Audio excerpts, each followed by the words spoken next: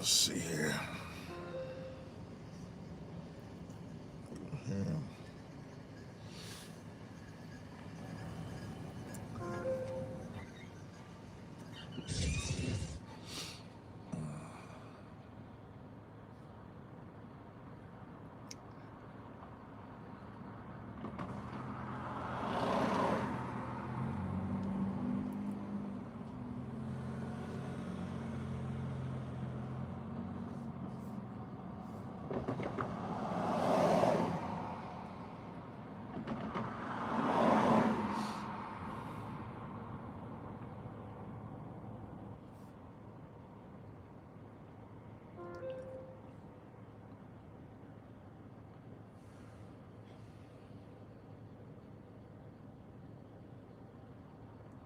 Yeah, I'm coming, yo. Freddie, you definitely could call me for some counsel, Freddie Jones. If you ain't got my number, let me know or just hit me up on Instagram. All right. So I'm gonna try this again. I'm gonna try not to get banned on TikTok. So I'm gonna try to go live again on TikTok. We're gonna see. Actually got a hold on.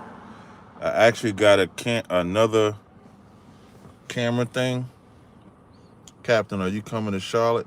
I think we coming down to North Carolina in February, I believe. I think we coming. Oh, actually, I can't go live. Ain't that a bitch?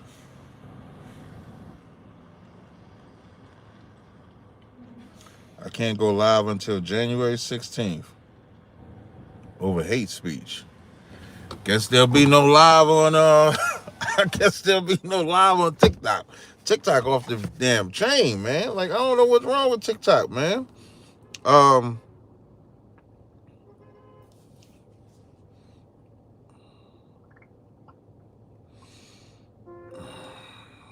um let me get my pick. Hey, sorry for being a little long-winded. LOL, how JJ try to battle you on a 4-year-old video? That's actually a good question. I'm gonna tell you what's a trip. Wait. I'm gonna wait till some more people come in before I do the roll call and the sense of the day. The trip about, you could tell when somebody clout chasing you. Like Jeremiah Judah decides he's coming out of retirement. He texts me before he did that live. Jeremiah Judah texts me talking about what did he say? I'm gonna try to see if I can find it. Yeah. So Jeremiah Judah texts me. He called me. He texted me December 30th. He says, I'm coming out of retirement. I want to do a pay-per-view debate between you and I. The people want to see us debate again. You down? I don't know what people he talking about. What people he talking about that want to see him and I debate? If y'all know these people, tell me who these people are. So I say, debate on what? I said, I don't know yet what kind of topics do you have in mind. I did not respond. I want a topic that's new instead of the regurgitated old ones. That's what he said, the regurgitated old ones. That was on December 30th. I never responded back to him. Then he started texting me about he got the JJ 7000 Advanced Marketing Gambling Solutions. I don't know about y'all, but I ain't trusting no drunk nigga with my gambling. I'm not trusting a drunk nigga. I don't really gamble. It's hard to get me to gamble because I hate giving away money. But I for sure ain't about to give it to no drunk nigga. Can y'all imagine JJ placing the bets for you? I mean, come on, man. Like, what we talking about? Like, what we doing? So then Sarnetta hits me up like he about to play the old video. And I'm like, okay, you playing the old video for what? That video is like from like 20, that video is from either 2020 or 2019. And here's how here's the weird part about it. So I'm watching the video. He pauses. The debate of that video is the Bible anti-Hamite. That was the original debate title. Every time he paused of something I said, he would say, how you going to say anti-Hamite, but you like the Mexicans and stuff like that? And all of that is to get people's mind off of the whole Hamite thing and think about the Mexicans, Native Indians, and stuff like that. That shit was fucking retarded. I'm not debating. Do I look like I'm about to do? I'm not debating Jeremiah. I got 2 debates coming up. One is with Elder Yara, because him and I, and it's on the same subject. It's titled slightly different. But I agree to the title. What I like about is when somebody come up with the title, I'm going to agree with your title. His title is, does the Bible support reincarnation? That's the title topic. So he and I debated last year, but the audio got messed up, or video, I should say, got messed up on the pay-per-view. He did get paid, though, but it got messed up on the pay-per-view. So we're going to do that debate over. And then there's this cat. His name is Unbiased. And he wants to debate the virgin birth. And he thought, like, he think he's smart. Like, that's a cat that think he's smart. And I'm going to just show how unsmart he is, because he's not smart. But a lot of people think they're smart. You can tell there's no real thought process. I think when people believe in the virgin birth, I think the only way you could believe in virgin birth is if you're indoctrinated, because the virgin birth doesn't have anything to do per se with why Christ had to be born from the seed of David. It's the oath that the Lord swore to David. So in order for there to be a virgin birth without that oath, you have to show where that oath would change. You have to show in the Bible that what the Lord promised David is now going to be different. It's almost like when we talk about the promises.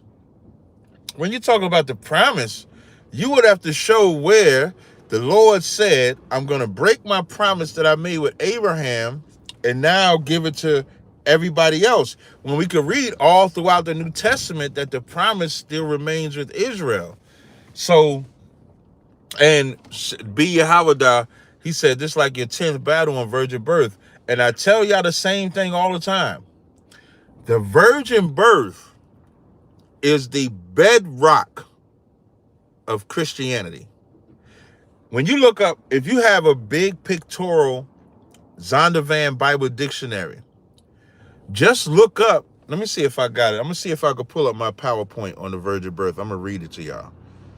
So, because now, if you go on my my Tazaryach podcast channel, I did a virgin birth breakdown. It's about 2 hours and some change long. Very, very, very, very detailed. Let me see if I have this on my, because I think I got it on my OneDrive, which I have on my phone. So I'm going to see. Hey, I'm going to tell y'all something, man. I was about to be, sometimes I could be real reckless, man. All I'm going to say is, there's a lot of adultery running around Israel. That's all I'm going to say. There's a lot of adultery running rampant throughout Israel. So, Salakia, man. Wait, let me see if I can find this PowerPoint. Hold on. I think I got it right here. Hold on. It's a lot of adultery running around Israel. A lot of cats that y'all thinking is holy and righteous. You know how they say, like, when you go get that counseling, marriage counseling from that pastor, and that pastor end up sleeping with the wife, that's going on in Israel. Salakia.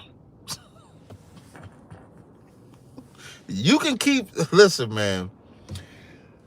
People don't like when we use the term ISUBK home of the truth. They don't like when we use that term, or they don't like when we say we're not affiliated.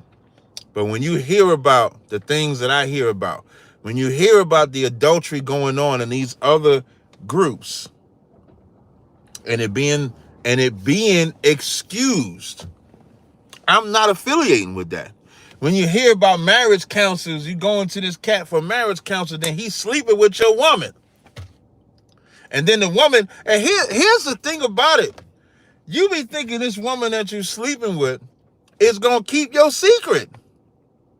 Every woman going to get the guilties because, listen, when the woman cheats on her man, it's only like in her time of emotion. When she comes out of that emotion and she go back to being in love with her man, she going, I got something to tell you. I can't hold it in. And y'all Israel.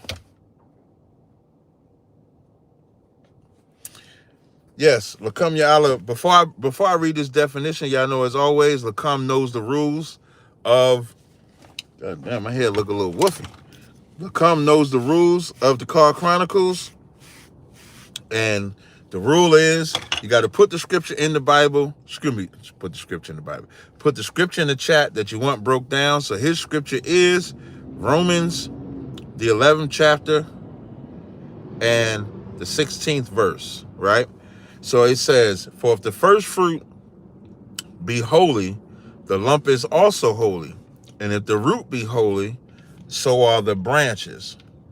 So now, if the first fruit be holy, the lump is also holy. And if the root be holy, that's important because, okay, so in Romans 11:1, it's about, it gives you the subject, says, did God cast away his people? God forbid, for I'm also an Israelite of the tribe of Benjamin. And then verse 26 says, so all Israel shall be saved.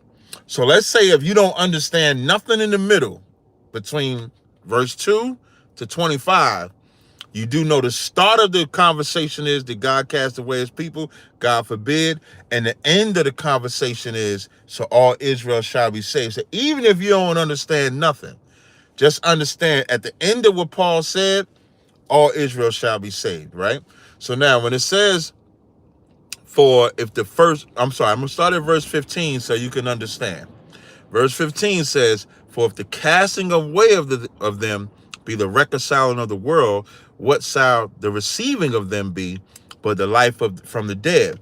Because that's important. Because now you had the northern kingdom was already thrown away. Now the southern kingdom gets thrown away. What shall the receiving of them be but life from the dead?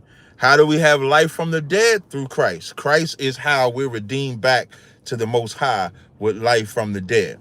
So verse 16 says, for if the first fruit be holy, the lump is also holy. And if the root be holy, so are the branches. So now you got a tree. So if the tree or the root of it is holy, then all the branches are also holy. Even if the branches break off, they're also holy. That's why in verse 17 says, and if the sum of the branches be broken off, and thou being a wild olive tree were grafted in among them, and with them partakest of the root and the fatness of the olive tree. So now that branch that gets broken off now gets to come back to that same tree. It's not a new tree.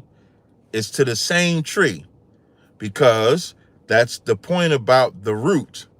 So if the root is holy, the branches is holy, and if some of them be broken off, you can come back. And that's the point that Paul was breaking down. Now normally a broken branch cannot come back. That's not the normal way.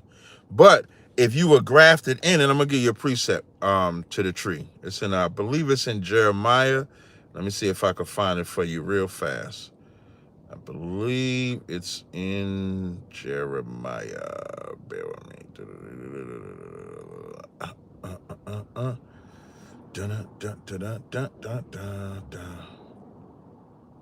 Is it Jeremiah 2? Hold on, let me see. It might be Jeremiah 2.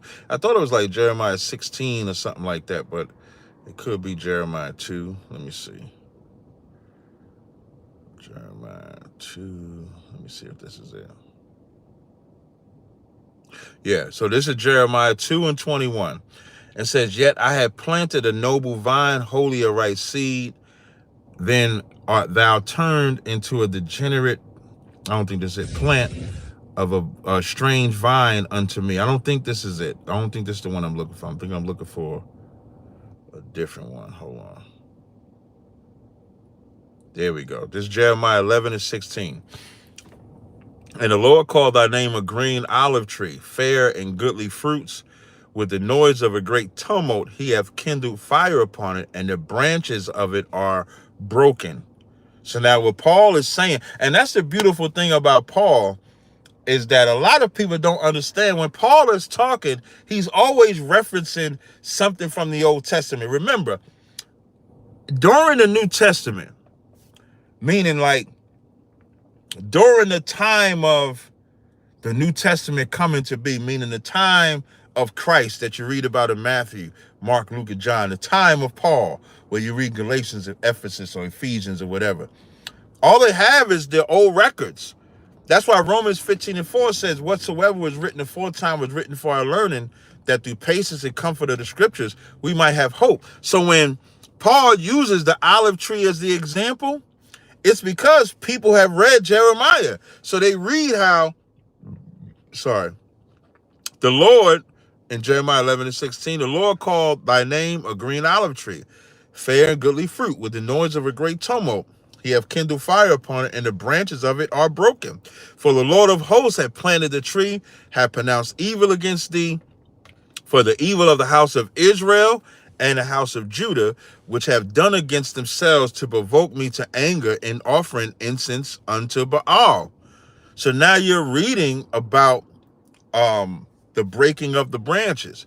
So when Paul says, if the root be holy, so are the branches, that's him explaining how we can come back. The root is the covenant. That's the only reason we can come back. So if the root is the covenant and the root is holy and we was attached to it, then we are the branches that now have the opportunity to come back. So I hope I answered your question. All right. Now we got about 51 people in here. Let me do my roll. I'm going to just take a quick break, do a roll call real fast. Don't yell at me or nothing like that. So y'all don't try to say I didn't do the roll call. So let me see. Hold on. Bear with me. So shout out to Leacy, Fred Wong, Derek Ford, Knowledge Seeker, Freddie Jones, Ben Judah, Adolphus, Rhoda, Asiatic Soldier, Connie. Shout out to Connie. Shout out to those that donated to the Cash App. Connie, when I get this body scrub labeled, yes, I'm going to talk about this body scrub in a second. Connie, you getting a free body scrub. I just need you to contact me with your name and address, and I'm going to send you a free body scrub. Shout out to everybody that donated to my Cash App that went towards my laptop and other things. I do not spend it on myself personally, and that's the type of support we need. You can always donate. Always remember, when you donate to anybody in ISUBK, it's always for something with the work. So shout out to Connie. Shout out to Elder Yara. I'm still going to beat the shit out of Elder Yara. But shout out to Elder Yara because he donated. And hold on. Let me get the other ones that donated. Hold on. Where they at? Hold on. Wait. Elijah Milton, Connie, Elder Yara, Barn Dog. Shout out to y'all, Rory. Which is Knowledge Seeker. Shout out to y'all for donating to the Cash. I appreciate it, man. Cash App is $Tazaryach. If you want to donate, feel free to donate. It's definitely gonna go to a good cause. So again, Connie, hit me up. And the reason why I'm excluding the men, because body scrubs, y'all tell me if I'm wrong or not. I think body scrubs are for women only. But y'all let me know if y'all out there, using body scrubs. It could be, I don't know. And I ain't knocking you for it. I just think that body scrubs, or assume body scrubs, is for women. So if you want to hit me on the Cash App and put my Cash App in the chat, it's $Tazaryach. If y'all want to, wait, boop. Cash App is $Tazaryach. Booyah.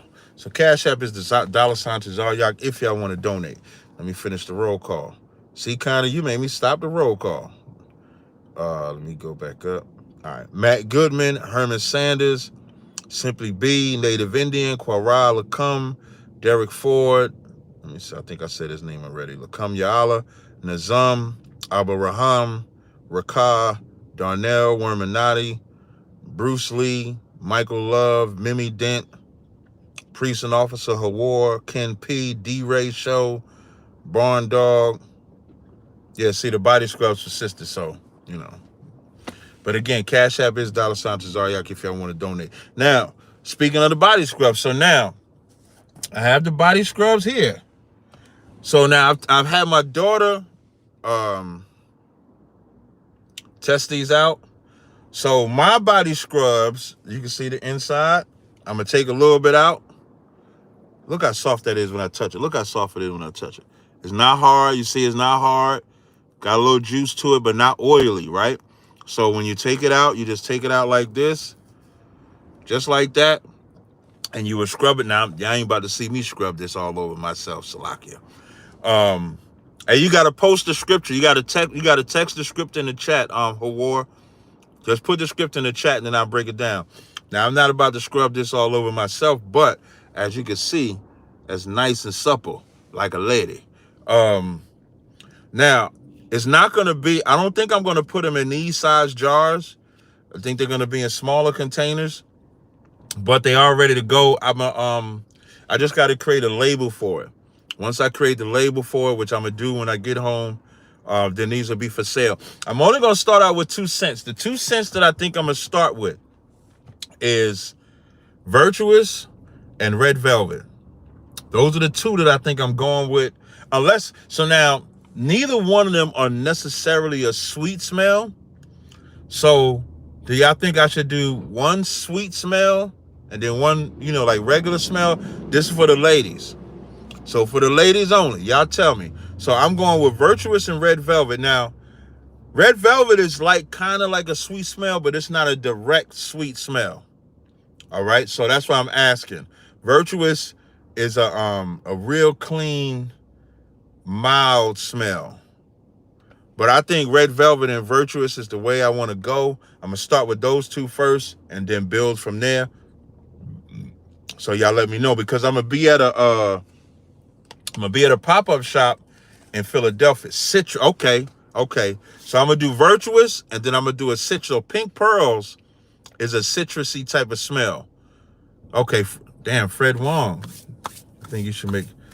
Okay, the deodorant, y'all put them shits under your underarms, and then your arms start flaring up. Let me just get this body scrub out the way, which I got here. And like I said, this is... these are good. When I tell you it's good, it's good. All right, so those will be in the works. I wanted to show you. Just copy and paste. Hawar, just copy and... Okay, I see what Hawar trying to cheat. Hawar trying to work on my brotherly love and trying to say, how, sir? So that way I go look it up myself. Just copy and paste that joint. I'm just messing with you, Hawar. Let me help Hawar. He said his question was on 1 Corinthians 6, 4-7. Let's see what that is. 1 Corinthians, let me see. 1 Corinthians 6, 4. So now, this 1 Corinthians 6. No, okay, Hawar, I'm going to show you what, I'm going to do what I'm telling you supposed to do. This is what you're supposed to do. So I'm going to the verses, I'm copying, right? I'm going to select copy, then I'm going to come over here to the chat. Now watch when I go to the chat, Hawar, watch this. Boom. Oh, it won't even fit them all.